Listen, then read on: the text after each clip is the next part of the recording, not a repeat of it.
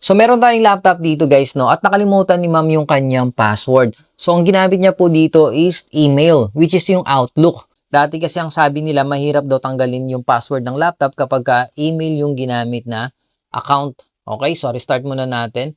So, guys, no? Meron nga pala tayong dalawang klase ng Sergey Strelic dito. Yung isa dito para sa pure UEFI. Meron kasi mga model na laptop ngayon, lalo na yung mga modern, is naka pure UEFI na po siya.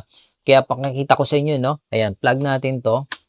Ayan, kung makikita nyo guys, no, hindi po siya nade-detect, di ba? Pero kapag nilagay na natin tong USB natin na pure GPT, UFI, ayan, kung makikita nyo, detected na po siya. Kaya yan po yung reason kung bakit marami akong flash drive guys, no, na ginagamit. Okay, so select lang natin and then enter. So dito pwede tayong gumamit ng Windows 10 or Windows 11, kahit saan po dyan sa dalawa. So 10. Once na nakaload na yung mga icons natin dito sa desktop, click lang natin yung Start, Programs WinPE, and then dito guys, no, napakadaming mga useful apps dito. I'm sure yung iba familiar na dito kasi ilang beses ko na rin itong mga tinuturo. Andito na rin yung pang data recovery at sa mga hindi pa po nakakaalam guys, no, ito po yung resetting Windows password natin. And dito makikita nyo, marami din tayong options dito. Windows Login Unlocker, Reset Windows Password, PC Unlocker, Unlocking BitLocker. So, malabo po yun. So, dito tayo guys, no? Pwede itong PC Unlocker. Kahit saan po dyan, mamili lang tayo. Click lang natin yung PC Unlocker. And then dito guys, makikita nyo, kaya rin po nito yung mga Active Directory, yung mga naka-Windows Server guys, no? Ayan, pwede rin po ma-unlock dyan pag nakalimutan nyo yung password. So, dito guys, makikita nyo yung user. Kung mapapansin nyo dito sa description, wala po siya kasi email account po yung ginamit niya dito.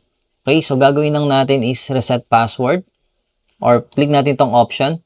Kung makikita nyo dito, pwede natin siyang i-bypass or pwede tayong gumawa ng another login account guys, no? So, reset password lang tayo. And then, lagay natin ang panibagong password. Let's say 1, 2, 3, 4. Okay. Successfully reset the password. Okay. And then, restart na natin.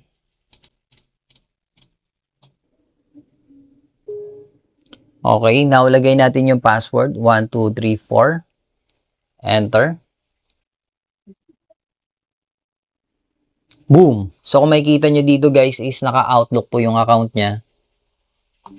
Ayan. And then dito guys is nagpapalagin na po siya. Diba? So, yun. Ganun lang guys kadali at ganun po kaganda itong gamit natin na USB Sergey Strelic. Libre nyo lang po itong mada-download and abangan nyo na naman po baka soon magkaroon tayo ng maraming USB. Hindi na tayo mamimigay, magbebenta na tayo. Thank you, thank you.